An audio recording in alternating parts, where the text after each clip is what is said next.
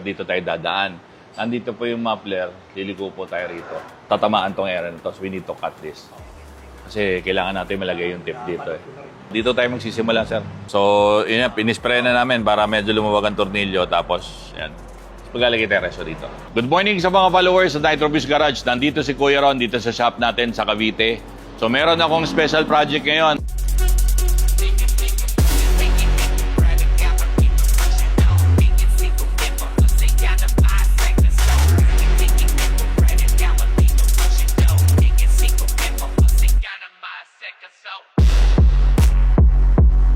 Alam niyo po ba, itong client ko is galing pa ng La Union. Nagulat din ako kasi willing sila mag-travel, no? Lalo na sa increase of gas ngayon, no? Gas prices ngayon. Napakalaking effort yung ginawa ni sir para dumalaw tayo rito. Nakausap ko siya, sabi niya kasi gusto niya, pag may gumawa sa kotse niya, gusto niya masigurado na maayos.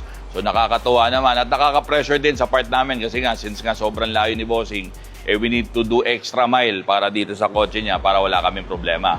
Pero simple lang naman ang gagawin natin dito eh. Ang gagawin natin, cutback exhaust kasi gusto lang tumunog ng sasakyan yung may-ari nito. Kaya cutback lang talaga gagawin natin. Hindi naman siya magpapatune or magpapalakas pa ng sasakyan. Tunog lang talaga. So pagkaya ng mga requirement nila, cutback exhaust talaga. So ito po, papakita ko yung gagawin natin. Itong Honda Civic FC na to, yung may-ari nga pala, sabi niya gusto niyang mabago yung tunog lang ng sasakyan. Kaya ang gagawin natin dito, cutback lang.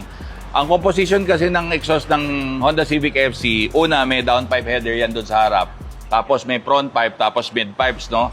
Pagka gumagawa tayo ng exhaust, dito na lang tayo nagsisimula sa mid pipes. Kasi nakausap ko yung may-ari, wala naman siyang balak magpa-header talaga in the near future. So sabi ko, dito na tayo magsimula para medyo less din. Kasi mayroong additional yung paggagawa namin ng front pipe. Ngayon, ang ginagawa natin sa cutback, pinapalitan natin ng pipe size dito to larger diameter. Medyo konti nga lang kasi almost 2 inches na to. Talagang 2 inches lang ang pwede natin gamitin dito. Pag gumamit kasi ako ng mas malaki pa rito, like for example 2.5, medyo talaga masusungaw yung kotse. So kailangan natin gumawa ng proper exhaust na walang magkakaroon na powerless yung sasakyan. Kaya 2 inches lang ginagawa ko. Yung iba siguro nilalaki nila for the sake na mas malakas tumunog, mas masatisfy yung client nila, mas ma-market ng maganda sa mga videos nila. Pero ako kasi ayokong magkaroon ng loss power yung sasakyan. Kasi ang nangyayari, oversize yung tubo, wala naman talagang mga ganap na tuning doon. So, mas okay ako na malapit na lang doon sa stock kaysa magkaroon ng power loss yung sasakyan.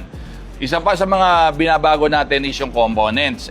Pinapalitan natin tong resonator natin.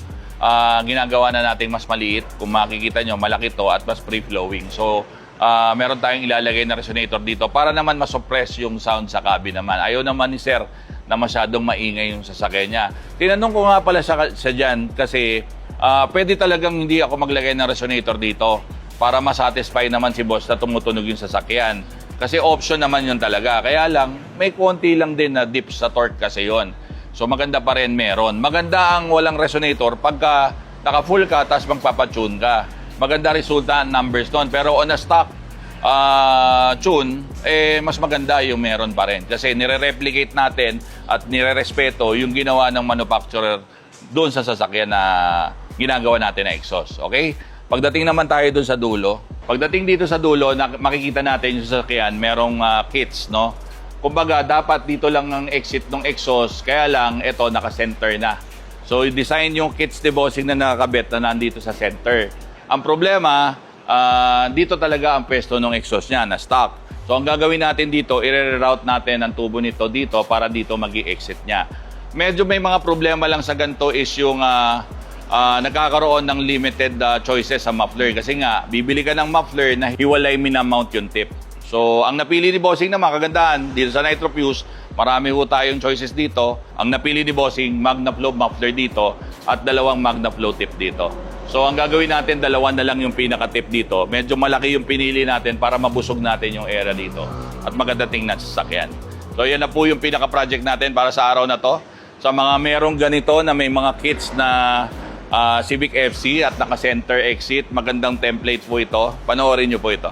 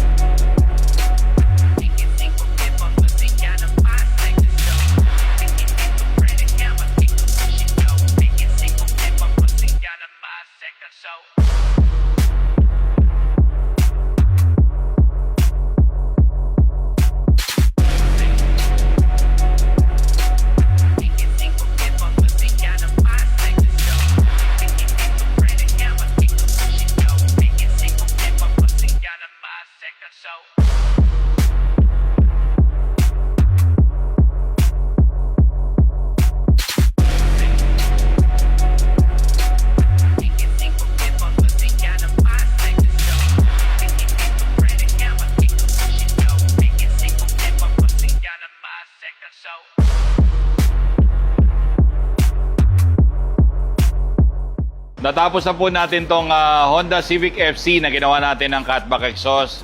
I-recap ko lang, nagsimula po tayo dun sa may flange after the front pipe, tapos naglagay po tayo ng 2 inches pipings lang para medyo hindi masyadong malaki yung tubo at hindi magkaroon ng loss power yung sasakyan. Also, we changed the resonator. Kung dati meron siyang stock resonator, no? Ang ginamit natin, G5 resonator, yun yung nilagay natin dito para medyo masupras pa rin yung sound ng cabin kasi request ng may-ari ng sasakyan, ayun yan sobrang ingay. At pinili niya maglagay pa rin tayo ng resonator nga para at least hindi siya ganun kaingay.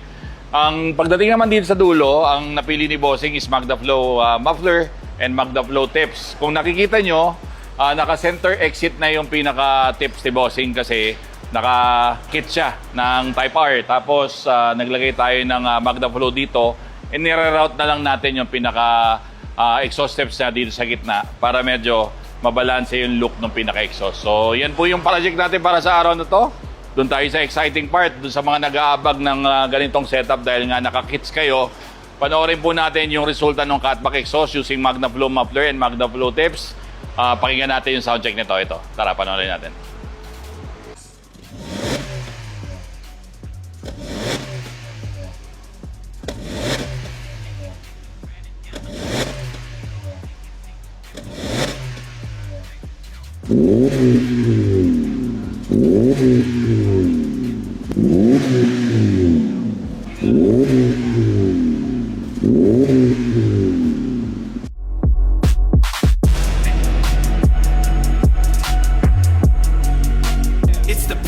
Our work is driven by passion for cars.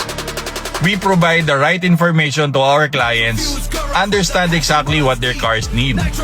Hindi namin inakala na ganito nyo kami pagkakatiwalaan. So sa mga sumusuporta sa amin, maraming salamat po.